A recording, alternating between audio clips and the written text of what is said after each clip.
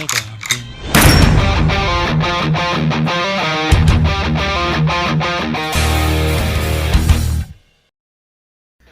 Hello everybody, Film Trigger here. My name is Stevie Cade. My name is Seth Draven.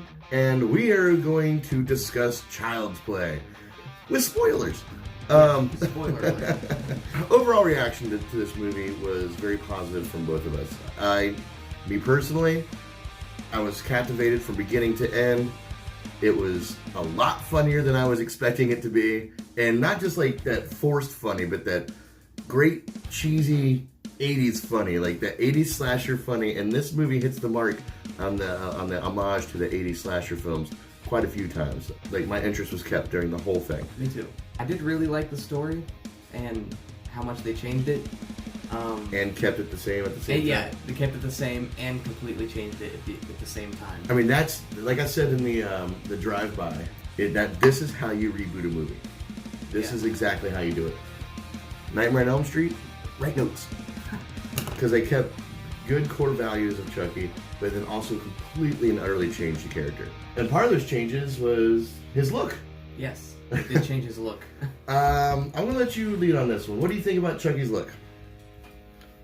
In the promotions for the movie, I didn't really like it because he just looked creepy. Like, I mean, okay, obviously, he's supposed to look creepy, but he looked creepy constantly. It didn't look like he was cute. Yeah, like the original Chucky. And we are going to compare and contrast here. I tried not to do that when we went and saw the movie. Compare the old with the new, but in the discussion, we're going to compare. Yeah. But yeah, the original Chucky had like this porcelain doll. Like when he was like not, demonized, he looked like a cute little doll, but I agree with you. It's creepy even as just a regular doll, like before he was possessed or whatever they did to him. I got used to it like after like 5 minutes. Yeah. Like, I mean, there were some shots where I was like, That's weird. yeah, I was like, that's just weird. Why is he smiling like that? Well, they even made fun of that in one of the scenes. One of the funniest scenes. That was definitely the funniest scene. They have this scene where he's trying to get Chucky to smile, and he keeps giving them this creepy, like, different. But anyway, the thing that really stuck out to me was the fact that his face reminded me of Jack Nicholson Joker in Batman, in the 1989 Batman. Just that constant.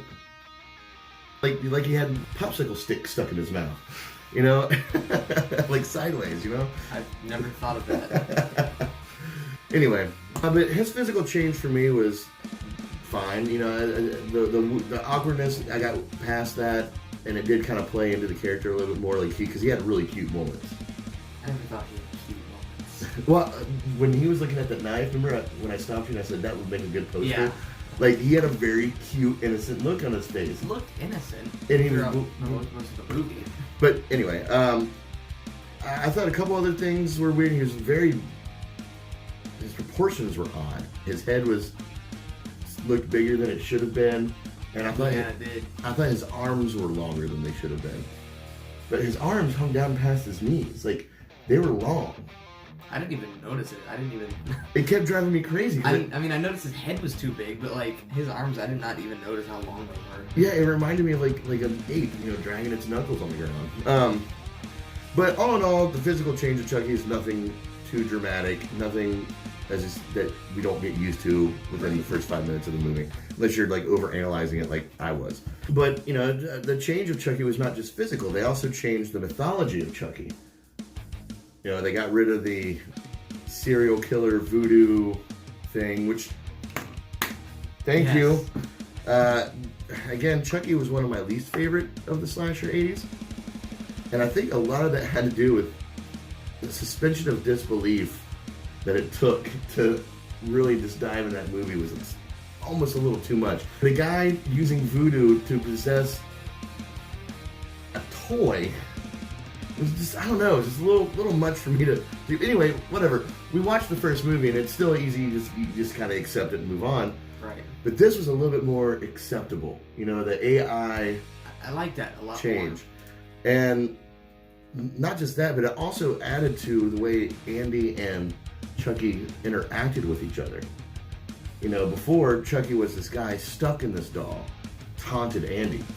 This one, they actually had a real relationship, a real friendship, and Chucky's role, in Chucky's mind, was he's there to protect Andy. He's there to make him happy. You know, me and Andy and I can't play together because you don't want us to. Well, I guess I'll get rid of you then. That's right. That to me is brilliant. But you know, there were some downsides to that as well. I do feel with the AI adaptation that there was a lot of emotion that was lost. Like the original Chucky, he would get angry, he would get sad, he would get upset, he would get jealous, he would get these broad spectrum of emotions. And he's just same emotion basically throughout the whole movie. Right. Well, and at the end, he started getting a little bit more angry. So they kind of teased and kind of creeped open that door for more options in the future, which I think they should continue making these because they could really do a lot with the Chucky character to make him more humanized, more personable. Right. You know, while still using this AI backstory. But the different story, it was modern, it was new. I dig it. It's cool with me. The cast. Start with Mark Hamill. Mark Hamill. I really do like Mark Hamill as Chucky. That was like the entire internet before we found out Mark Hamill was Chucky. Everyone was like, "We need Brad Dourif back. We need Brad Dourif back." And then they're like, "Mark Hamill." They're like, "We need Brad." Okay. Wait, Mark Hamill? Joker? Yeah, we can do that. The hardcore Chucky fans, you're still getting your Brad Dourif Chucky in a TV series. That's still continuing. I like that. And this one's just more modern, you know, reboot. Mark Hamill as Chucky was a very smart choice, and he did a really good job. He sounded so innocent at times. Like I felt so bad for him. He's like, "Why can't we just play, Andy?" You know, like, "Oh, Andy, come on, stop being a douche, Andy. Play your doll." It was so innocent. It was creepy. And I dug it.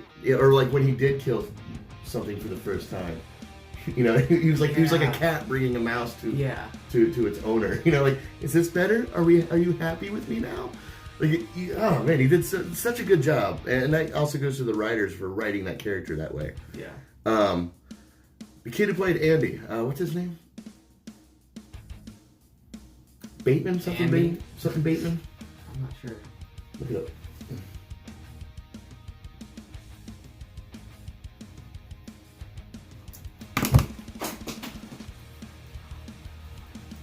Gabriel Bateman. So the kid who played Andy, Gabriel Bateman, I thought he did pretty well. The Andy character being older was a good change. It worked, especially with Chucky being AI. Like if it was just like a regular doll, like it was in the original, it wouldn't have worked. Yeah. But this one is like, it can connect to your TV, it can connect to your phone, and just like control like basically all the electronics in your house. It's something that somebody your age would be totally interested in. Right. It's like a cell phone, but with a face. He was a lot more relatable as an older kid. He was more introverted. He had the disability, the hearing aid, which kind of secluded him from playing with other kids too often. I imagine he was a little self-conscious. Yeah. Dad not in the picture, men in and out of his mom's life. So the kid had like a lot of character development, right? Like from the get-go, and so I dug that about Andy. They made Andy cool and not so helpless. His friends, on the other hand, they were there.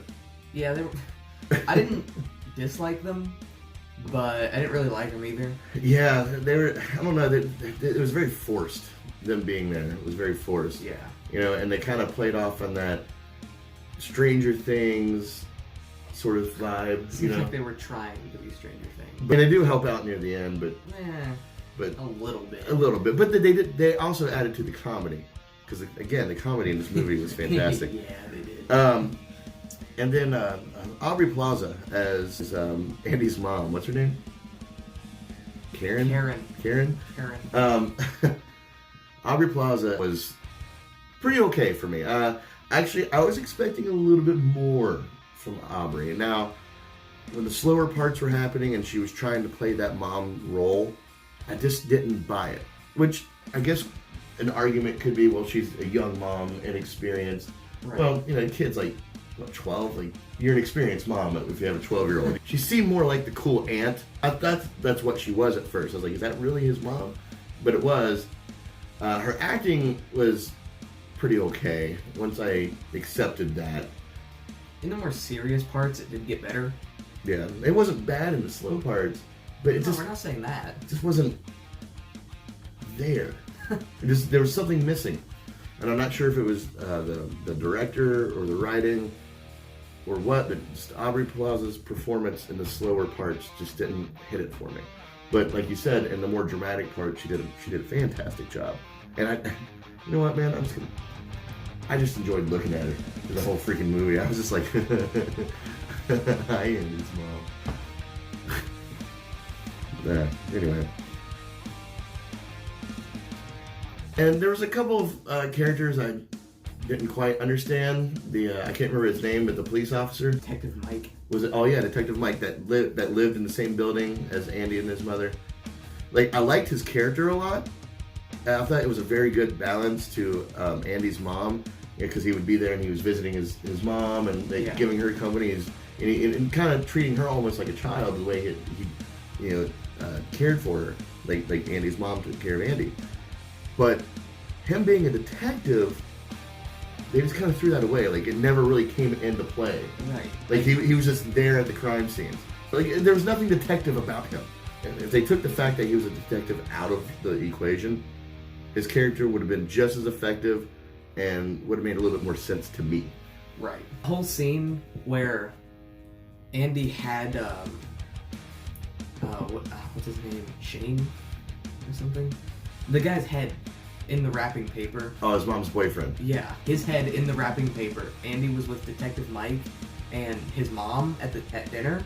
That whole scene had me on the edge of my seat. I was like waiting, like, what's gonna happen? Like, yeah, because the head is sitting in the middle of this table.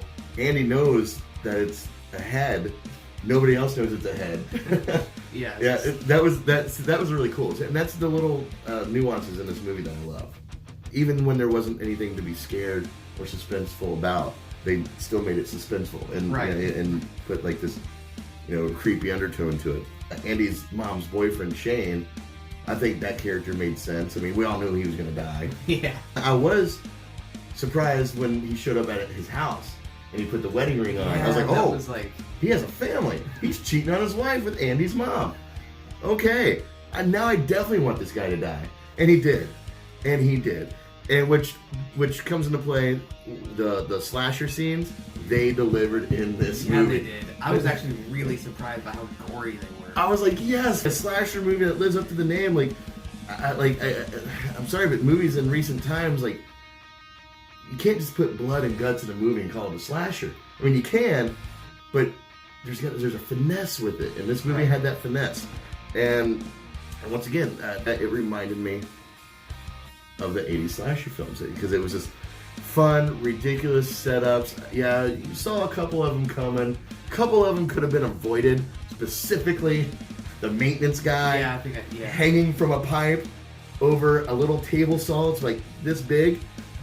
Like, dude, just swing any direction and let go of this pipe. You'll be fine. But he just kind of hung there until the pipe got hotter and he had to let go. And he's cool scene. Guy could have lived if he tried just a little bit. I was saying yesterday that what if they made it to where they made it seem like he was going to live? Like, he's there, you think he's gonna die, and then he gets off. And you're like, oh, so he's gonna live. And like Chucky, I don't know, stabbed his leg or something and he falls into it. Right, or like, he's swinging and he jumps off and he lands and then he accidentally falls back into the saw. Something stupid.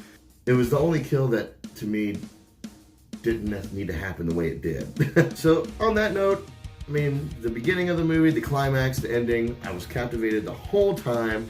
The score of the movie was great. Not just that, but the buddy song that Chucky kept singing to Andy, man. That was creepy. The movie was good. There were a couple of times where I was like, Brad Dourif would have done really good in this part. But again, that's the emotional side that I think Chucky was lacking. That full spectrum of emotions that Chucky was lacking because he is AI. I would like it though if they did make more sequels and like he does become like more and more intelligent. Well, yeah, that's what artificial intelligence means. I mean, you know what I mean? Like, Well, that's the dark road of AI, man. You don't know, like, is it real emotion, or is it just pretending emotion? Is it cold, dead emotion? You know, he's acting the way he learned to act, which is pretty much a narrative of my life.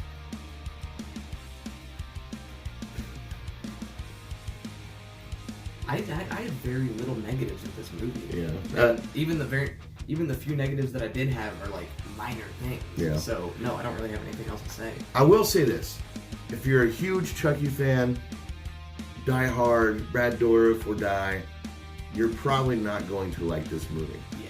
Unless you go in with an open mind. And that goes for anybody. You have to go in with an open mind. Forget the old franchise. This is a new take on it. Accept that, love it for that. Right. We give this a solid B. Oh, it was great! Well, it was pretty good. Well, it wasn't bad. And yeah, I'm probably going to go see it again. I'm definitely going to own it when it comes out. And yeah, so that's that. Anything else to add? No? Nope, cool. All right. Well, if you haven't seen it, we warned you spoilers in the beginning. If you have seen it, please jump in the comment section below. Let us know what you thought. If you agree with us, disagree with us. While you're hanging out in the comment section, please hit the subscribe button and the bell ding thing so you get notified anytime we upload a new video. Thank you so much for watching. Thank you for subscribing. Stay trigger happy, my friends. Peace. Like the worst person you want in a theater with you, we got halfway through the movie. Walks in with his girlfriend, yells, "Hey, Chad!" And then, like, starts laughing. I said a guy's name. They all turned around. They looked at me. And then he sat down with his phone on, brightness maximum. Sitting there talking. Like, "Oh, don't do that, Chucky." Like, he was sitting there clapping. "Oh, yeah. Oh, look, they all looked at me again. I'm so cool." Like, shut the fuck up, dude.